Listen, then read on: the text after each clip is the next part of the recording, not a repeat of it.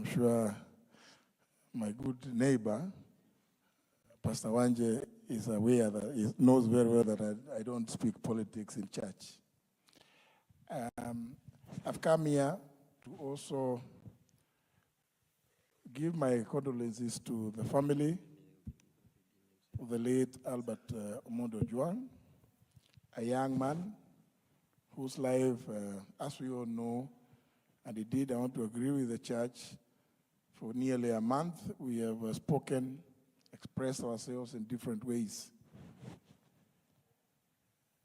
Listening to Albert's mother and Albert's wife has really touched me. As a father, a parent as well.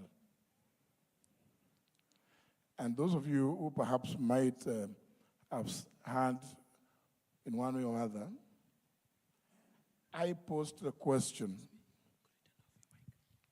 on 12th of January this year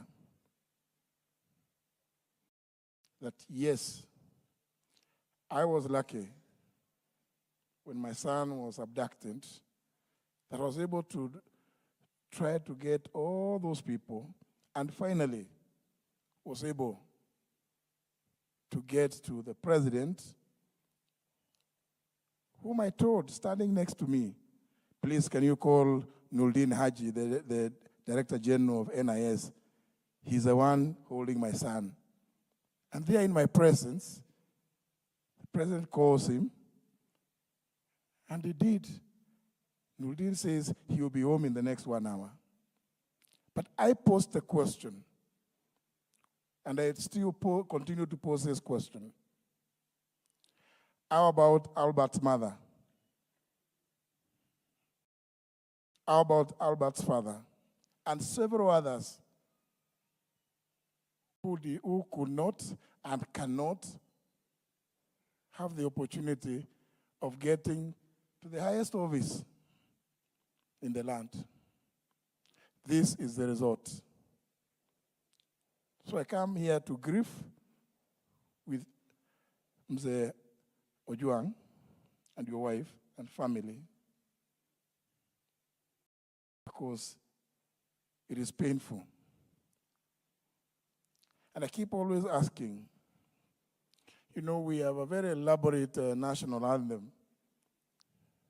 The first stanza begins by these words: O God of all creation, bless this our land and nation. Plenty be found within our borders. Justice be our shield and defender. Justice be our shield and defender. Why are we not practicing this? And virtually at every national event, the national anthem, and more particularly, that first stanza is always sung. Do we do it as a pastime? Is it just a ritual? Do those ones have meaning to us? Because if they do, we will not be seeing these kind of situations. When the young people of this country, well-educated like Albert, express themselves, they are giving life, they are breathing life to our Constitution. It's for that reason that after extensive consultations with the various groups of people in Kenya, we have decided not to go the route that has always been followed in this country of asking government to set up this, set up the other. We've seen so many commissions. Many of you, of course the young ones may not remember the Kiliku Commission, the Akiwumi Commission, Ndungu Commission, the TGRC Commission reports. All of them made certain recommendations, and they address one key issue: governance in our country. Injustices in our country. we could stand here, say whatever we may wish to say to condole this family. But the pain will live on. It's for that reason, using the provisions of Article 1 of our Constitution, we came up with the People's Restorative Justice Commission, which will be based on the African values of Utu, in some places called Ubuntu. Because all societies coming from a history of oppression, injustice, human rights violations, I've always had this problem of how do we get over it. We hope with Professor Ogola and others that we should be able to come up with something that gives us a way forward.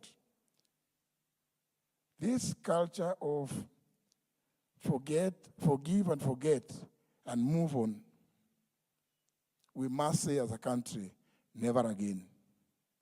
Never again. If we are to build a country that respects humanity.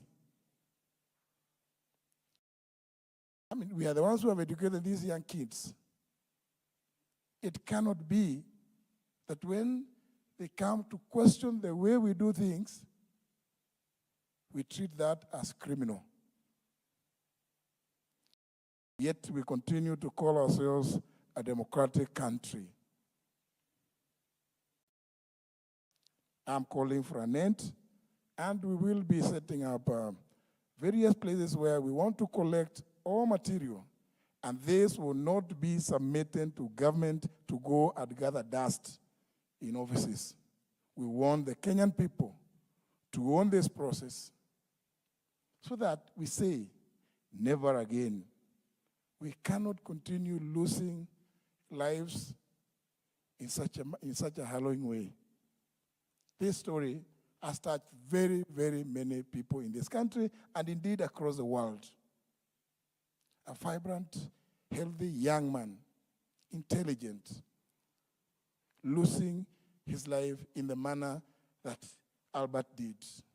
And then all we hear are stories. We must say, never again. Baba Albert, Mama, Amjane, poleni sana. May the Almighty God give you the strength, the courage, and the fortitude to continue bearing this pain. And know it will linger for a long time. We'll continue keeping you in our prayers, and we'll do everything that we can to make sure that we too are felt by the rest of the country.